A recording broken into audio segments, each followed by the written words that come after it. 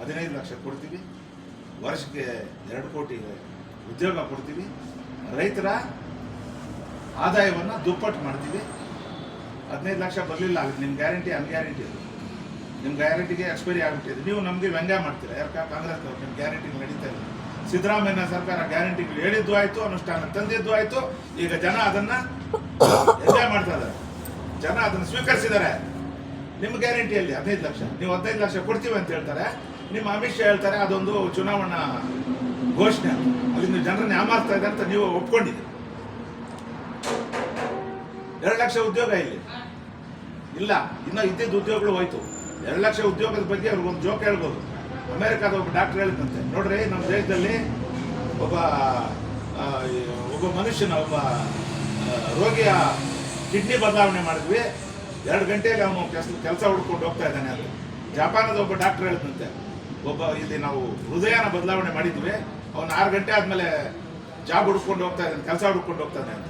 ಅಲ್ಲೇ ನಮ್ಮ ಇಂಡಿಯನ್ ಒಬ್ಬ ಸೈಂಟಿಸ್ಟ್ ಅಂತಂತೆ, ನಮ್ಮ ದೇಶದಲ್ಲಿ ಒಬ್ಬ ಮನುಷ್ಯನನ್ನು ಬದಲಾವಣೆ ಮಾಡಿದ್ವಿ, ಪ್ರಧಾನಿಯನ್ನ, ಇಡೀ ದೇಶ ಈಗ ಕೆಲಸ ಹುಡುಕ್ತಾ ಇದೆ ಅಂತ.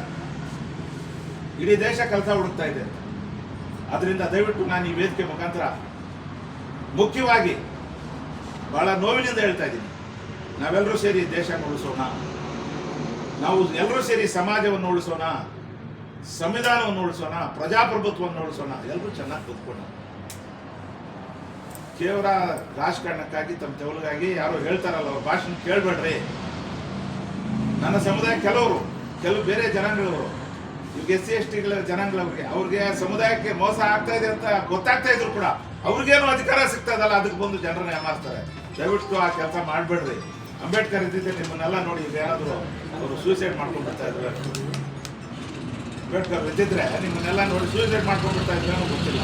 ದಯವಿಟ್ಟು ಇಷ್ಟು ಹೇಳಲಿಕ್ಕೆ ನಾನು ಬಯಸಿದ್ದೆ. ಎಲ್ಲ ವಿಚಾರವನ್ನು ನಾನು ನಿಮ್ಗೆ ಹೇಳಿದ್ದೀನಿ. ನಿರುದ್ಯೋಗ ಸಮಸ್ಯೆ, ಬೆಲೆ ಏರಿಕೆ ಹೇಳೋಂಗೆ ಇಲ್ಲ. ಎಷ್ಟು ಅಂತ ಹೇಳೋದು, 1000 ಹೇಳೋದು. ಗ್ಯಾಸ್ ಬೆಲೆ ಏನು ಮಾಡಿದ್ರಿ, ಪೆಟ್ರೋಲ್ ಬೆಲೆ ಏನು ಮಾಡಿದ್ರಿ, ಡೀಸೆಲ್ ಬೆಲೆ ಏನು ಮಾಡಿದ್ರಿ, ಡಾಲರ್ ಪ್ರೈಸ್ ಏನು ಮಾಡಿದ್ರಿ, ಎಲ್ಲ ಯಾಮಾರಿಸಿದ್ರಲ್ಲ 2014 ಹೋಗ್ಲಿ. ಅದರಲ್ಲಿ ಏನಾದರೂ ಒಂದು ಮಾಡಿದ್ದೀರಾ ನೀವು? ಇವಾಗ ಇನ್ನೊಂದು ಏನು, ಈ ದೇಶ ಸಾವಿರಾರು ವರ್ಷಗಳ, ಲಕ್ಷಾಂತರ ವರ್ಷಗಳಿಂದ ರಾಮನ ಪೂಜೆ ಮಾಡ್ತಾ ಇದೆ. ರಾಮನ ಆದರ್ಶಗಳನ್ನು ಪ್ರತಿಯೊಬ್ಬನು ಕೂಡ ಈ ದೇಶದಲ್ಲಿ ಗೌರವಿಸ್ತಾನೆ, ನಾನು ಗೌರವಿಸ್ತೀನಿ. ನೀವು ಅಧಿಕಾರಕ್ಕೆ ರಾಮನ ಬೀದಿಗೆ ತಂದ್ರೆ, ಇವಾಗ ಅಧಿಕಾರ ಹೋಗ್ತಾ ಇದೆ ಅಂತ ಮತ್ತೆ ತಾಳಿನ ತಂದಿದ್ದೀರಾ. ಏನ್ ವ್ಯವಸ್ಥೆ? ಕಂಪ್ಯೂಟರ್ ಯುಗದಲ್ಲಿ ಇದೀವಿ. 70 ವರ್ಷ ಆಗಿದೆ ನಮ್ಮ ಸ್ವಾತಂತ್ರ್ಯಕ್ಕೊಂದು.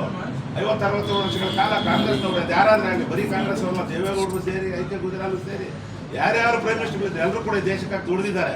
ಯಾರು 100 ಎಕರೆ ಪಾಕಿಸ್ತಾನಕ್ಕೆ ಬರ್ಕೊಡ್ಲಿಲ್ಲ. ನೀವೇ ದೇಶಭಕ್ತರಲ್ಲ. ಈ ದೇಶಕ್ಕೆ ಸ್ವಾತಂತ್ರ್ಯ ಬಂದಾಗ ಬಾರ್ಡ್ರಲ್ಲಿ ಬೇಲಿ ಇರಲಿಲ್ಲ.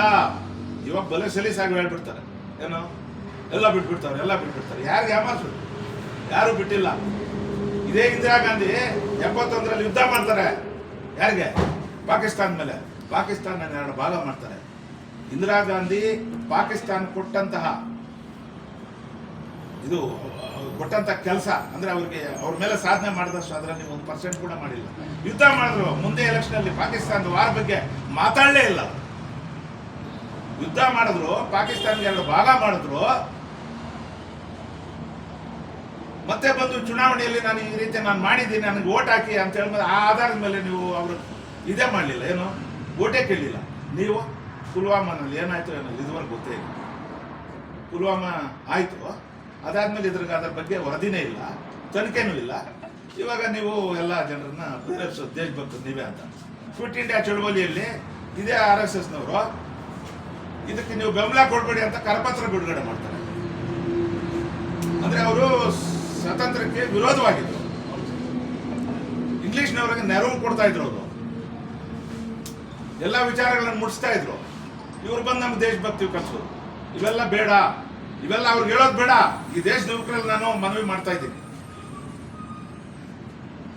ಅತ್ಯಂತ ವಿನಮ್ರ ಪೂರ್ವಕವಾಗಿ ನಾನು ಮನವಿ ಮಾಡ್ತಾ ಇದ್ದೀನಿ. ನಮ್ಮ ದೇಶ ಉಳಿಸೋಣಪ್ಪ.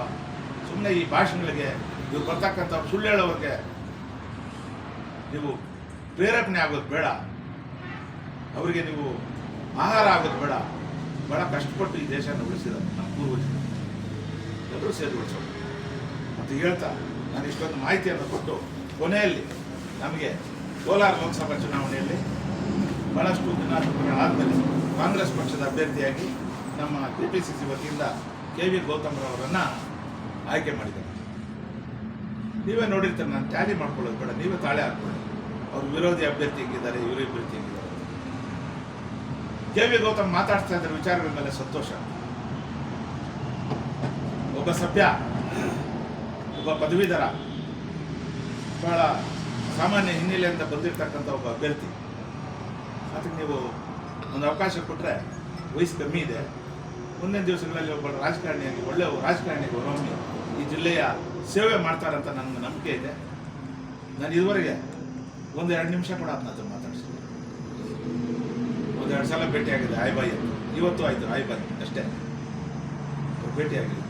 ಆದರೆ ನಾನು ಕಾಂಗ್ರೆಸ್ ಪಕ್ಷದಲ್ಲಿ ಇರೋದ್ರಿಂದ, ಈ ವಿಚಾರಧಾರೆಯನ್ನು ನಾನು ನಂಬಿರೋದ್ರಿಂದ, ಈ ದೇಶನ ಉಳಿಸ್ಬೇಕು ಅಂತಕ್ಕಂಥ ನನಗೆ ಹಂಬಲ ಇರೋದ್ರಿಂದ, ಅವ್ರ ಪರವಾಗಿ ನನಗೆ ಒಬ್ಬ ಕಾಂಗ್ರೆಸ್ಸಿಗನಾಗಿ, ಈ ಪ್ರಗತಿಪರ ಅಲ್ಪಸಂಖ್ಯಾತರ ವೇದಿಕೆಯ ಅಧ್ಯಕ್ಷನಾಗಿ ನಾನು ಈ ವಿಚಾರವನ್ನು ಹೇಳ್ತಾ ಇದ್ದೀನಿ.